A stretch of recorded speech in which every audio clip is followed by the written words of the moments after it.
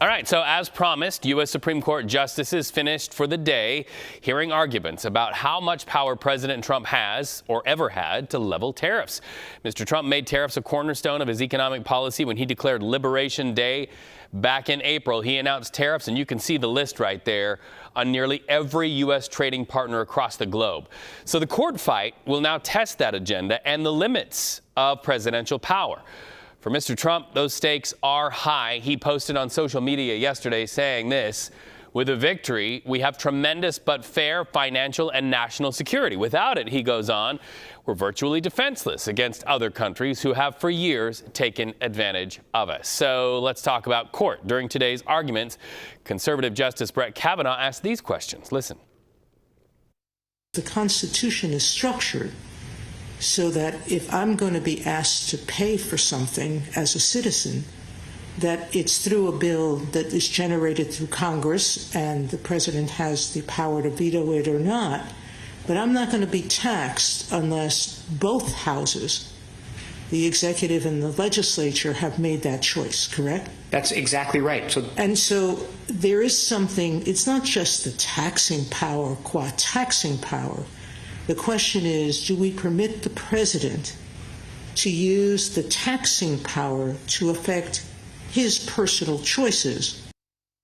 All right, so that's the question and answer inside court while that hearing played out. But after it played out, attorneys for the plaintiff stepped before a mic and had this to say. We wanted to get that on. Thank you. My name is Neil Katyal. I argued on behalf of the private parties, the small businesses in this case at the Supreme Court. I want to begin by thanking the Liberty Justice Center, and in particular its director, Sarah Albrecht, for the brilliant brains behind the operation. They were integral to everything you saw in the argument today. And we appreciated very much the chance to present our case to the Supreme Court. The justices asked tough questions, but fair questions, and very thoughtful ones. Our message today is simple. The Constitution, our framers, 238 years of American history, all say only Congress has the power to impose tariffs on the American people. And tariffs are nothing but taxes on the American people, paid by Americans. This case is not about the president, it's about the presidency. It's not about partisanship, it's about principle.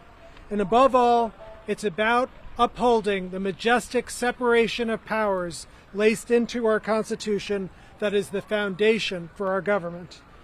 We thank the justices today for their extensive questioning in this case, and we look forward to the resolution. All right, so let's break this down with one of my favorites, CBS News chief legal correspondent Jan Crawford, inside to hear those questions. Okay, Jan, it's always fun to read the tea leaves, but any indication from your expertise, and you have a lot of it, of how those justices are leaning? Well, you know, Reed, I just got out of almost 3 hours of that argument inside the courtroom, and I got to say, when these arguments started, it was a blue wall. The liberals all united, as you heard in that exchange from Justice Sonia Sotomayor, suggesting that the president simply didn't have this power under this 1977 federal law. So they were all together. And then you had some of the conservatives starting to jump in and really question whether President Trump could authorize these tariffs over, as you said, almost every U.S. trading partner, power that no president really has ever tried to do. But then, Reed, this is what you got to say for the whole thing, because as that argument progressed, you started to hear some of the conservatives kind of really beginning to suggest that the law actually may allow this kind of power. And if not this law, then there's another law that Trump could use to impose some of these tariffs. So do I have a clear sign of which way the justices are going to go in this case, Reed? No, absolutely not. And I think that anybody that can predict that with any amount of confidence they're just kidding themselves or it's wishful thinking. Right now, it is, I think, almost impossible to say because of that divide that we started to see at the end of the argument. And one justice, one conservative did appear pretty clearly with the liberals united against President Trump, and that was Justice Gorsuch. But the others were very difficult to read. And obviously, Reed, you've got to have 5 justices to carry the day in the Supreme Court. Well, what we do know is that President Trump has been beating this drum about how he feels the United States is cheated by foreign nations. He's been talking about this since the 1980s. That is for sure. That agenda is set. But what we're starting to see is really the question of whether Congress has ceded too much power to the executive branch, right? And that was Justice Gorsuch's big concern at the end, that Congress, really this is a power of Congress, this is a taxing power, and that it's only Congress that can impose these taxes. That was something that was so critical to the founders of this country. There wasn't a Boston tariff party. It was the taxing power that people were so concerned about, and that these tariffs essentially amount to a tax on the American people. But then there were other arguments, and I thought that the Trump administration did a really good job kind of saying, this is not a tax. This is a regulatory tariff. In fact, these tariffs work the best when no revenue is collected at all, because the point of them is to try to get these trading partners or get other countries like China to do deals with us. That the president is not imposing these tariffs to raise money. He's trying to strike deals. I thought that was a very good argument for the Trump administration at the very end of today's arguments. And Reed, it's also important to remember that this isn't all the tariffs. Even if Trump loses this case, the Trump administration has other tariffs that will remain in place for different reasons, using different laws. And those are hugely important tariffs that go to products like steel, lumber, aluminum, cars, trucks, all automobiles, et cetera, et cetera. Those tariffs will remain in place no matter what the court does in this case. Well, and as we see the scaffolding on the building behind you, we're going to scaffold off of what you had to say about the strength of Team Trump and their attorneys' arguments. We had a moment ago the opportunity to hear from them. Stay with me. Let's go ahead and roll that, and then I want to ask you about it, Jan. Good afternoon, everybody. My name is Dan Rayfield, Attorney General for the state of Oregon. We're proud to bring this case today. I think there was something that was incredibly important that was said today, and it wasn't said by any of our attorneys. It was said by President Donald Trump's Solicitor General when he looked Justice Roberts squarely in the eyes and said the American people, not foreign countries, but the American people are going to pay 30 to 80% of these tariffs, and then had the gall to look all of those justices again in the eye and say that these are not taxes on the American people. And they're doing it by abusing an emergency power. And I think that was the conversation that we heard today.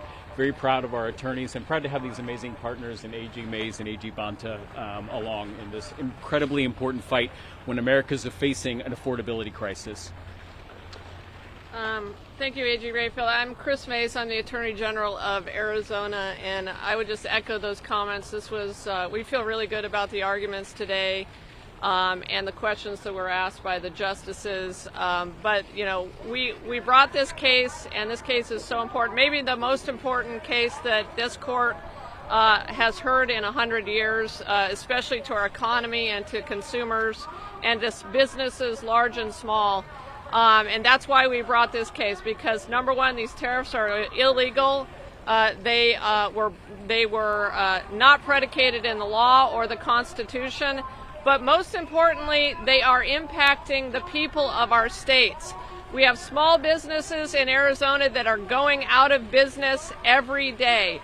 I've talked to a furniture manufacturer, a restaurateur, a hotel owner, cattle ranchers along the southern border of Arizona, all of whom are struggling because of these tariffs and because they are raising prices on the people of this country. And so we needed to come here and we need to win this case, and that's why we're here. We appreciate the opportunity to make these arguments, and I'll turn it over to my colleague Rob Bonta.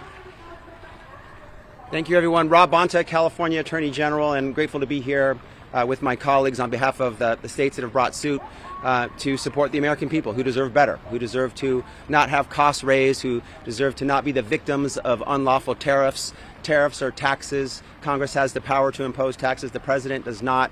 He has used tariffs in a sweeping manner to impose 10 to 145% taxes on nearly every one of our trade partners, and workers are suffering, businesses are suffering, families across the country are suffering because of his unlawful conduct. And California is the fourth largest economy in the world, the biggest state in the nation. We are the largest importer of any state, the second largest exporter, the largest exporter of ag. We're the biggest manufacturer. We have an outsized economy, so these tariffs have an outsized impact on the people of our state and on our state. So I thought the argument surfaced all the key issues, and we are hopeful for a decision. We won't predict or speculate about what might happen, but I thought it was a great argument, and we hope that when the decision is made by the Supreme Court, we will be able to deliver the relief that Americans deserve, to have their costs lowered and not have a president who acts brazenly and blatantly in lawless manners, as he has done with the violation of the law here, when he has no statutory authority to impose these taxes. And we're happy to answer your questions.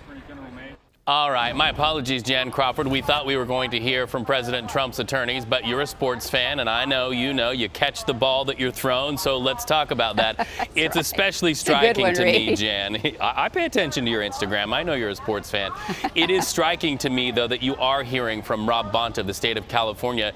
He is having to answer to those people who have shipping business in the Port of Oakland, also down in Southern California. How much did the impact on businesses shape some of the arguments you heard in court today, or is that something we're going to get to in the days ahead?